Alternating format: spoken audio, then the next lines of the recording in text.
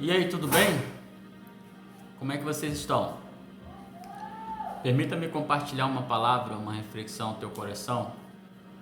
Quem sabe você precisa comer desse pão e beber desta água. Diante de um texto do Isaías 49, diante do versos 14 ao versículo 18, ele nos traz uma reflexão magnífica para as nossas vidas. E diante desse contexto, no verso 16, ele vai nos dizer: vejam, escrevi o seu nome na palma de minhas mãos.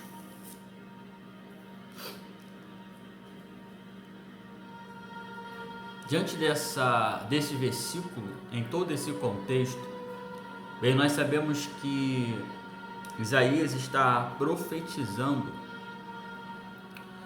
acerca do agir de Deus, acerca do mover de Deus sobre Israel.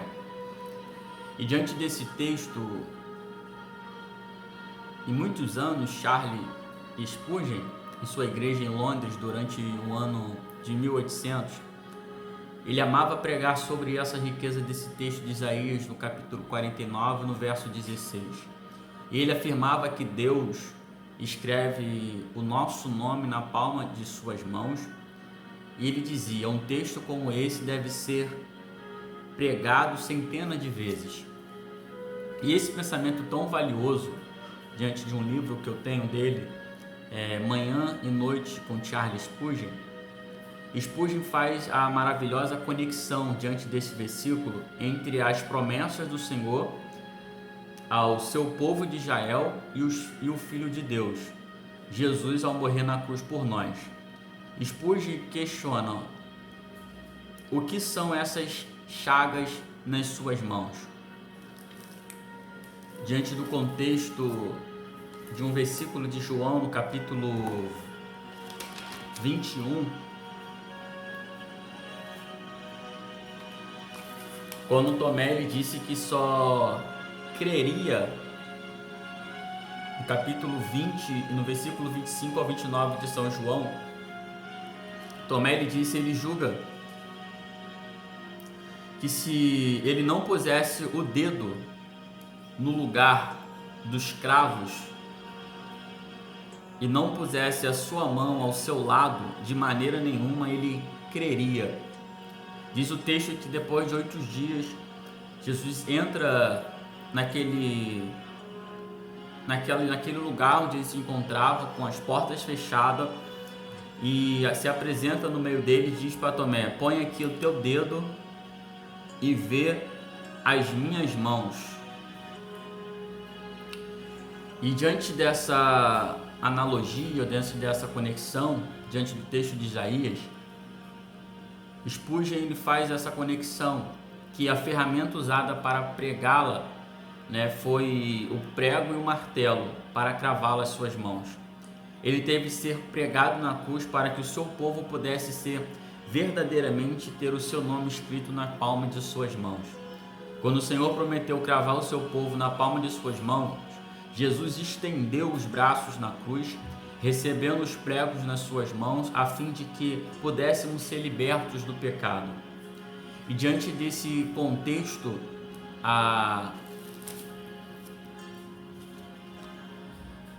meu Deus, a gente podemos entender que na verdade é que se enquanto formos tentados, apesar de que Deus, e pensarmos possivelmente, que Deus se esqueceu de nós, precisamos simplesmente olhar para a palma das nossas mãos e lembrar da promessa do Senhor, que Ele colocou as marcas inapagáveis em suas mãos por nós. Ele nos ama demais. E é dentro desse contexto de Isaías que nós podemos ver o amor de Deus é maior do que a afeição natural de uma mãe.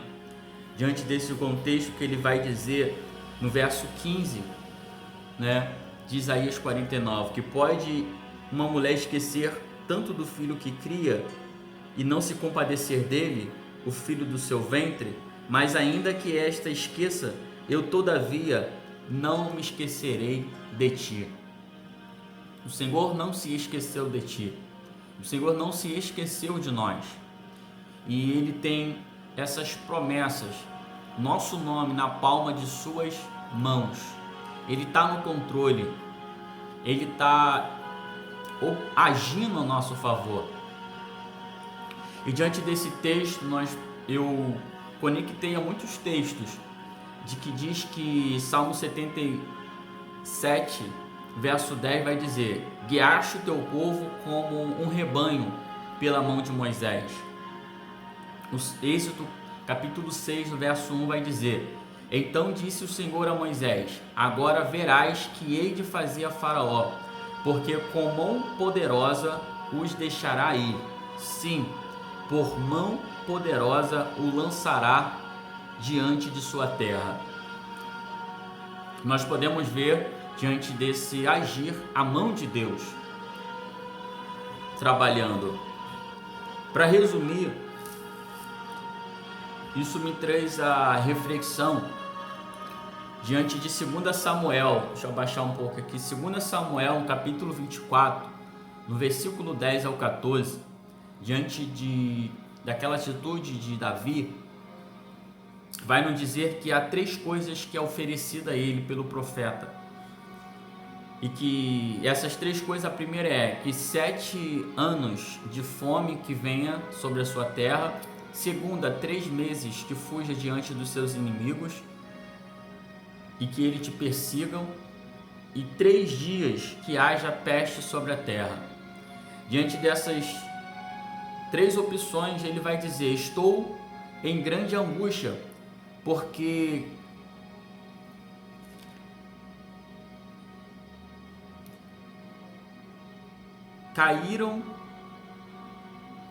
caímos na mão do Senhor.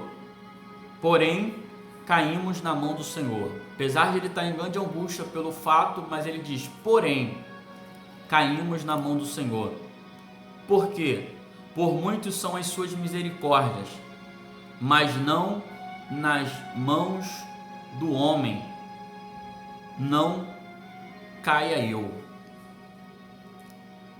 Entendeu isso aqui? Davi está dizendo que eu não caia na mão dos homens, que porém, por mais que ele tenha angústia pelo fato do ato cometido, de ter transgredido ali a contagem do povo, e trouxe uma grande consequência, mas ele, apesar de angústia, ele vai dizer: porém, cairemos na mão do Senhor.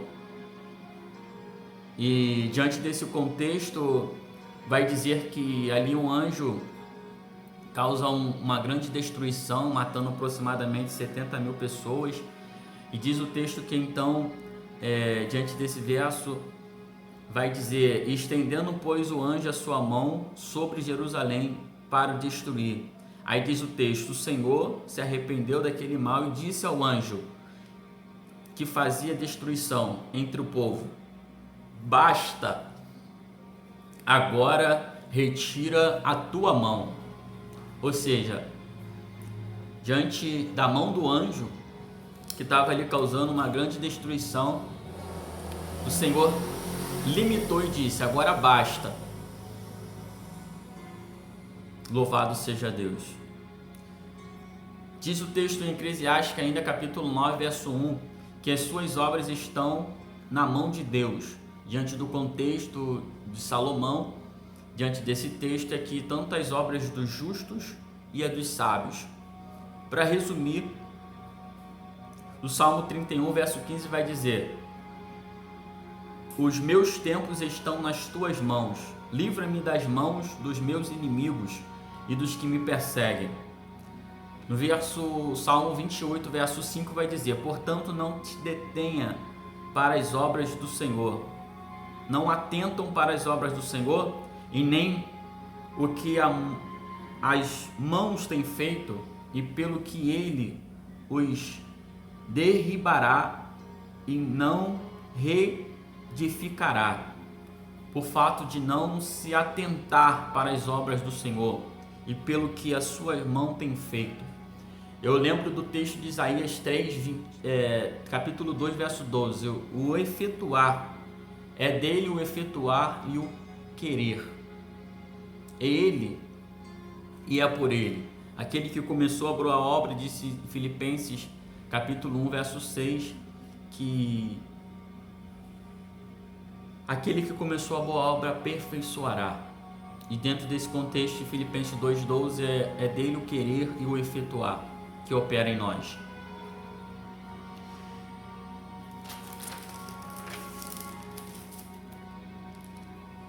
A grande questão disso tudo, para mim resumir, é que se diante de 1 Tessalonicenses capítulo 4, verso 14, eu anotei isso, que diz que Ele nos tirou da potestade das trevas e nos transportou para o reino do seu Filho, do seu amor, em quem temos a redenção pelo seu sangue, a saber, a remissão dos nossos pecados.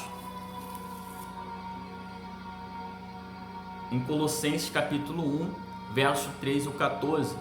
E diante desse contexto de esses textos, é necessário que nós venhamos crer, porque se cremos que Jesus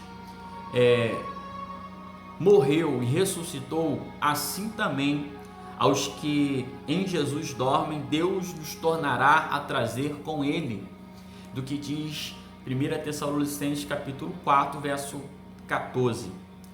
Diante de tudo isso, a grande verdade que nós precisamos compreender no que disse Paulo a Timóteo, no capítulo 2, do verso 1 ao 6, apesar do texto ser um pouco longo, mas eu faço questão de ler isso para você, é que ele vai dizer: admoesto-o, pois, antes de tudo, que façam de pregações, analise essa palavra, orações, intercessões, ações de graça por todos os homens, pelos reis e por todos os que estão em eminência, para que tenha uma vida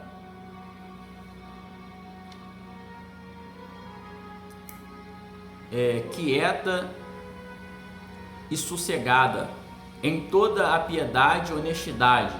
Por isto é bom, agradável diante de Deus, ao nosso Salvador, que quer que todos os homens se salvem, olhe isso, e venha ao conhecimento da verdade.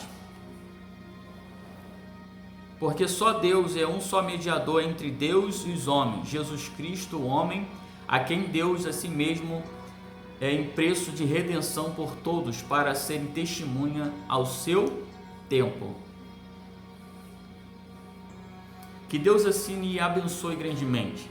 Não deixe de se inscrever, não deixe de dar o seu like, para que nós possamos assim estar alcançando mais vidas, tá bom? Graça e paz em nome de Jesus. Estamos escrito em suas mãos.